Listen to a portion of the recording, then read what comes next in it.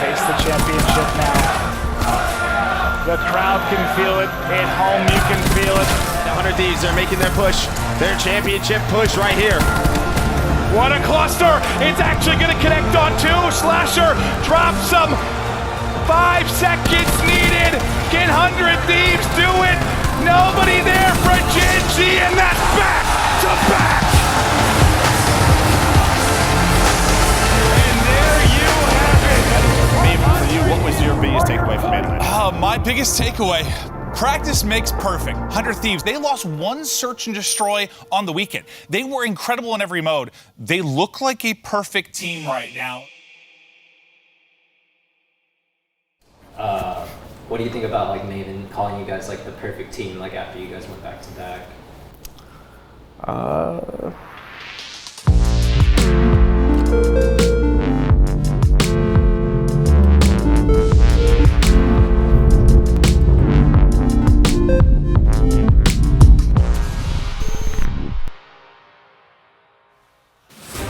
Welcome back to Pro League. We have 2 weeks of cross-division between Division A and B before we head to playoffs at CWL Miami.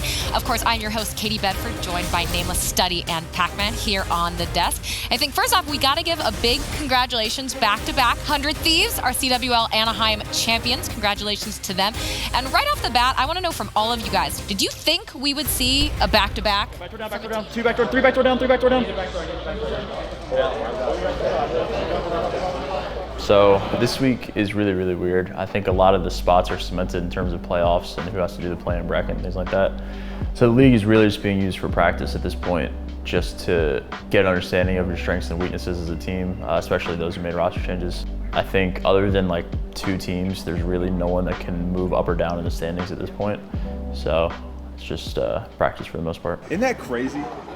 The amount of hours that we've used the controller, at least for me, and if I don't play for like 3 days, holding a controller feels so foreign. Same. Like, you know what I'm saying? Well, I don't think it feels foreign to you. I think it feels like you just don't feel at your peak. What you say? You don't feel as fluent with it, like to an expert level. Oh, yeah. That's the difference.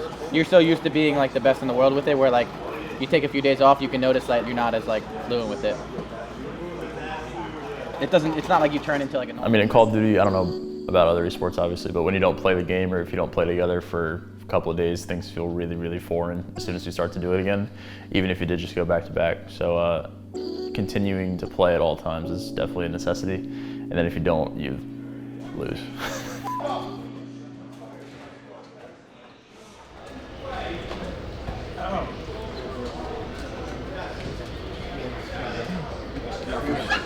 You know, I'm not disagreeing with that, but I'm saying they only dropped down the last round and 1 round. Okay, well, even if they didn't drop down, we're still getting first blooded. How? It's just not ranked tag. Simple as that. Wait, on the other defense, we were losing the gunfights to the guys BL. The inner guys were getting killed before we even like knew they were there. Yeah, because Preston was getting stunned. And no, I only got stunned once. I got stunned once from there. He pushed all the way up, stunned me. I was full stun. I laid behind the pipe. I mean, we all kind of had the same idea after we lost TG, where we were like, okay, yeah, the break was needed, it was necessary, but you know, these next 2 events are very important, so we need to get back on the grind. We're all on the same page when it comes down to like actually putting in the time and the effort and really grinding, because we know how important these next 2 events are. So after that first match, you know, we were all just back into gear. Obviously, we won back-to-back.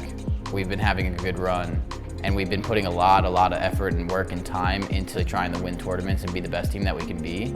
When it comes to that breaks do help. I think in the short term, it hurt us. Obviously, we did come out rusty. We didn't play our best. We made some mistakes that really don't, in my opinion, don't really come to that break. I think the game 5, round 11 didn't go in our favor. We didn't look that good. Some of our old habits in S&D were kind of coming back to bite us. So we made a few mistakes and we kind of fixed it in VOD review. But having that like week and a week and a half off just to kind of decompress and just get your mind off of Call of Duty. There's a very big strip of gameplay coming up right now where we're going to have to really ramp up. We have Miami, which is playoffs, then we have the World Championship tournament. So having a nice little break before that might hurt us in the short term at this league match or here and there, but for the long run, we're about to have about 2 months of just absolutely grinding and really ramping it up. So I think it helped us out a lot. I'm running a main AR today. I'm running it today.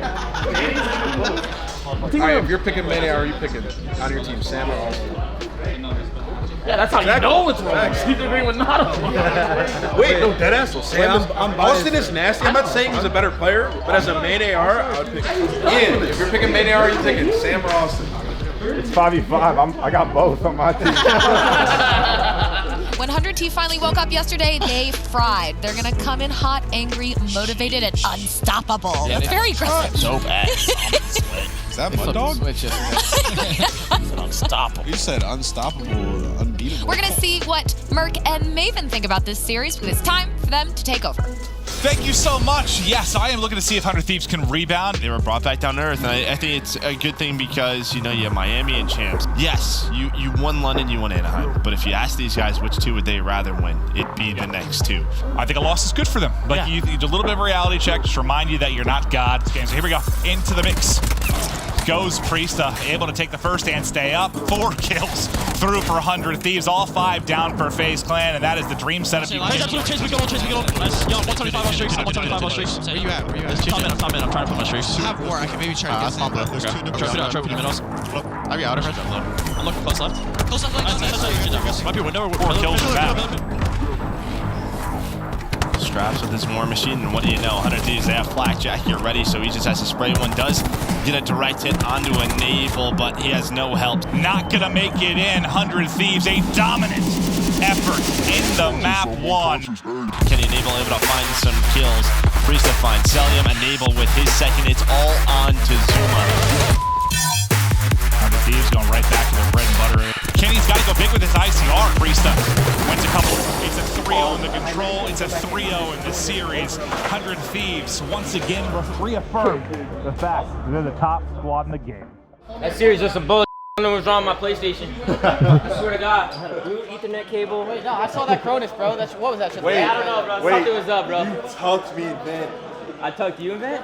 Oh, yeah. But you stopped. So immediately after we played FaZe in our league match, we actually went behind the stage and we scrimmed them for about another hour to an hour and a half. This is the time of the year where you put in the overtime, you grind harder than you did the whole year because of how important these next 2 events are coming up. We just got to keep on improving and we'll be in a good spot.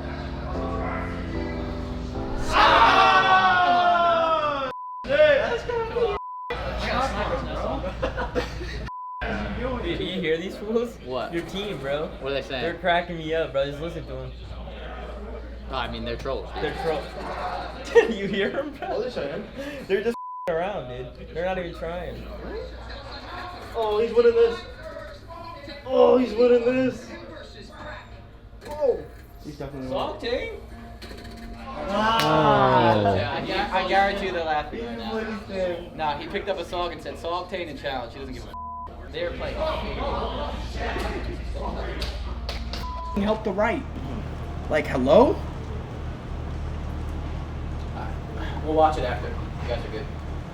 Focus up. Re-game. This game 5. Stop after this. I figured it out. You guys are good. Damn, you come back and press the mute. I'm making this hard. Oh, brother. Bro, on that first gun hill, I think it was too, when I was top nest and Austin was L, we literally flipped spawns with 35 seconds left. We didn't hold a single spawn the whole game, bro. No, not a single one. I know, but someone came and helped and pushed all the way. You guys. And then they just flooded through blue. There's no need. You guys needed time. That first kill killed you guys too. You guys up. You guys on that, and then you got on the 3rd hill, and then you guys on the fucking up every hill. You played that like garbage, and it was still kind of close, which is insane. You guys did this. Actually, pathetic. I've teamed with players like Austin before. I mean, I've teamed with Aches, I've teamed with Chris. I mean, they all give hard criticism, and I'm kind of used to it at this point just because I realized a while ago that they're just trying to better us as a team. So I don't really take it personal. But on this team specifically, that dynamic, we're all grown men. We understand how to take criticism, and I think that's the #1 trait in Call of Duty. I say it all the time. So, I mean, him yelling at me and him telling me I messed up, I'm not gonna do it again. He's not actually mad at us. He just knows how much better we are than we show. And he also expects a very high level of play from himself and us as a team. The thing is too, is he doesn't really care about like individual performances, I guess you could say, like how it looks on the scoreboard. He's very focused on fixing the team issues.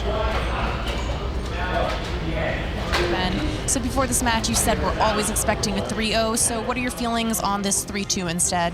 Honestly, I felt like we lost, but we're trying things in S&D, so I'm not too worried about it. But Arsenal, we didn't hold a good spawn once on the map. We literally just ran at the hill, ran around, and it was literally just a waste of time. We actually got worse playing that map. What is there to be done? Guys, this guy was shooting at the ground. I'll be honest. Wait, as soon as he got off the bomb, you should have just ran, bro. That's what I was saying. I know. I actually lost full. I shouldn't have did what I did though, but I lost. Yeah, no. You jumped out with Third hill of Arsenal, I chopped the series. We haven't got a lot of streaks this week. Yeah, all three respawns, y'all just choked. One off streaks. Wait, I was one off streaks inside of red, but I had no idea because I was like in the mix the whole time. I was like, whoa, I was 45 off. I should have showed. You were just twisted. Yeah. We definitely put a lot more small work like behind the scenes and just talking about things and coming to a conclusion. Just everyone on our team, it kind of just works and it kind of just clicks. I think our team's unique because like nobody on our team really takes anything to heart, so like we can get on each other. We all hold ourselves to higher standards. Like we all think we can each like be the best player in the game at one point or another. I appreciate that. This is actually one of the few teams that has operated like that or operated that well, so it's a really good thing in my opinion. Okay, I can agree that we are a perfect team, we're all on, but there are gonna be days we're not all on. And I feel like the losses at the league showed that somebody's not on or we're not all on as a team, we can lose. I feel like we all want to win, and if we're not playing 2 scrims a day, we might even play 3. I feel like for me individually, I'll be playing the game more just because I want to win playoffs and champs, and we're gonna try to just make it hard for teams to beat us. Perfection is just impossible in like competition. You're never gonna be perfect, but you don't have to be the best. You just have to be as close as possible or as close as you can get. And you know, every time we win, we're trying to get better. After we won both events, literally 20 minutes after we did all the media and stuff like that, we were sitting backstage talking about what we can improve on, and we did that going into Anaheim, and hopefully we do it going into Miami and just keep getting better, because the teams are right on our tail and they're working, you know, just as hard as us to catch up and watching everything on us. So we're not perfect, but we're trying to get there.